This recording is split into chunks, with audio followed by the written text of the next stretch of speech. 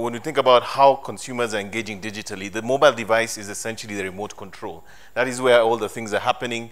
The majority of our users are coming on mobile devices, and specifically smartphones today have become essentially the primary interface that is driving a lot of engagement.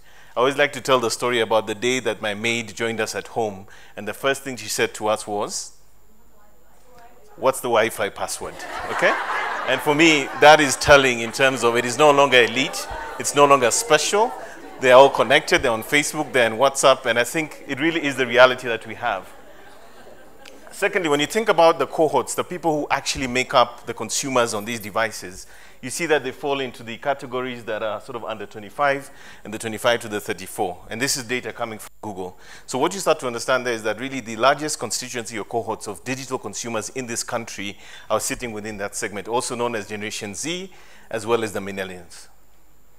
Fiber to the home is exploding. The other day I was driving home on Waiyaki Way and I saw a huge billboard saying Safaricom is now available in Uthiru. If you guys know what's up, you'd think probably 4 or 5 years ago, Uthiru is the last place you'd get a fiber connection in your home from Safaricom. And it means, again, we're sort of getting this devolution of connectivity. It's getting down to the levels where, suddenly you don't really think about, having to use your bundles all the time. You can go home and you're always connected. Consumption trends. We're no longer watching TV. How many of you guys actually go home at 7 or 8 o'clock and turn on the TV to watch the news? We get our news on social media, right? We get it from WhatsApp forwards. And that's the reality. We're spending more time on digital platforms, specifically our smartphones and even TV. This, for me, was a landmark moment when Telkom decided to launch free WhatsApp. Again, Mark has talked about it. This is probably the most important social network in the country. People are using this more than even Facebook. Everyone is there. So when you have it for free, what does that mean? Consumer behavior changes. We stop thinking about the data on our phone, and we start thinking about the conversations and the experiences we're having on our mobile devices. Let's keep going. Uber has 363,000 users and over 5,000 drivers in Nairobi. I always like to talk about my former taxi driver known as Karanja. You know the guy used to tell you that I'm 5 minutes away and he was an hour away? And you'll be waiting and losing your business opportunity because of that guy? The last time I spoke to Karanja 2 years ago, he was asking me to give him a loan because his business was struggling. This is the nature of disruption. And today, we don't think twice about it. We push the button, we have a cab in 2 minutes, right? That, again, is telling us something. Consumer behavior for instant gratification in Kenya is now incredible. As a customer-focused business, Uber is your new benchmark. You need to be thinking how efficient and user-friendly this is when you think about how your business operates. At home, I don't have terrestrial TV. Everything I have in the house comes through a fiber connection. I do not have regular TV in the house. And this is how I watch the entire World Cup down to the last game, in the house and on the mobile device. Now, if there's anything to look at, you only start to imagine what the future would look like when it comes to consumers consuming football and digital content.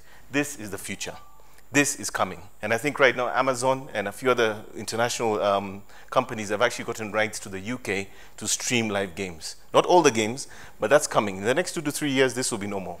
So let's talk about customer journeys, right? A customer is going to engage you digitally severally through different channels in different ways. They could come through your digital advertising. They saw an ad on Facebook or Google. It could be that they were on a mobile app and they experienced your ad. They could have been on your corporate website, your email marketing, or even your social media. They'll engage with your platforms. They'll consume your digital content. An offline or online transaction may happen. And ultimately, it leads to a conversion. But at the end of that conversion, also, you want to think about retention. After you've brought the customer in, how do we retain them? How do we increase the transactions? So what works? Yeah, when you think about digital experience and digital user experience in terms of what works, it's about, first of all, listening to get the right ideas and insights from your customers as well as prospective customers. It's about creating content which sort of sparks and triggers conversations with them. Creativity with diverse conversations and customers. So it's not just about selling your product, but also giving them tips, pointers, insights, education, stuff that they actually found useful. Connecting with key voices and influencers. I cannot emphasize again and again, influencers are going to be huge for customer experience in the next few years. Because you know what? You can't buy yourself through to Google all the way to the top anymore.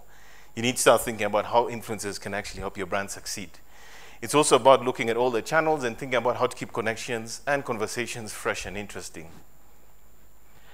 For instance, your website needs to be responsive. It's still shocking in Kenya that many companies haven't gone to the point where their websites work across all devices in a responsive manner.